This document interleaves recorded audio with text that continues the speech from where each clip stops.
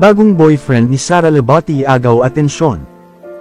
Bagong boyfriend ni Sara Labotti, isa palang batang politiko at mula sa napakayamang pamilya.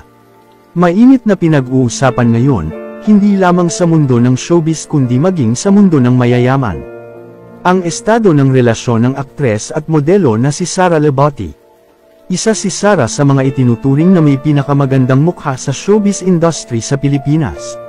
Una siyang nakilala matapos tanghalin Ultimate Female Survivor ng Starstruck Season 5 noong 2009. Mula noon, sunod-sunod ang naging proyekto niya sa GMA Network. Hanggang sa masangkot siya sa kontrobersya noong 2013 nang lisamin niya ang kanyang network. At lumipad patungong Switzerland matapos mabuntis ng aktor na si Richard Gutierrez. 19 na taong gulang pa lamang siya nang isilang niya si Zion, ang panganay nila ni Richard. Sa kabila ng mga intriga, naging bukas sila sa kanilang relasyon. Makalipas ang ilang taon, ikinasal sila noong March 2020 at nabiyayaan ng isa pang anak, si Kai. Pero nitong March 2024, kinumpirma ni Sara ang hiwalayan nila ni Richard. Samantala, lingid sa kaalaman ng marami, ay nakahanap na umano ng bagong pag-ibig si Sara. Sa katauhan nga ng first-term congressman na si Marty Romualdez. Si Marty ay isa sa mga anak ni na House Speaker Martin Romualdez at Tingog Party List Representative Yeda Marie Romualdez. At pamangkin ni Pangulong Bongbong Marcos. Bago pasukin ang politika, kilala si Marty bilang isang pribadong individual. Sa kabila ng kapangyarihan at impluwensya ng kanyang pamilya, ilang taon din siyang nanirahan at nag-aral sa Amerika. Samantala, base nga sa ulat ng veteran showbiz columnist na si Salvi Aces ng PhilStar.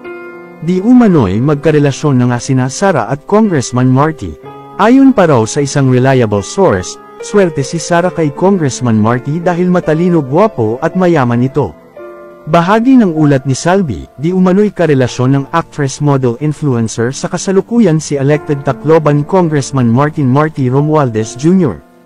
Anak ni House Speaker Martin Romualdez at Tingog Party List Representative Yeda Marie Romualdez.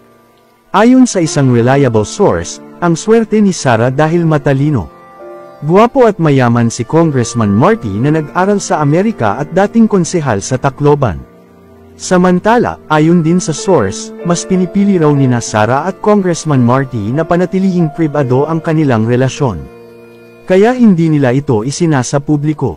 Wala naman daw problema dahil kahit hindi pa tuluyang napapawalang bisa ang kasal ni na Sara at Richard.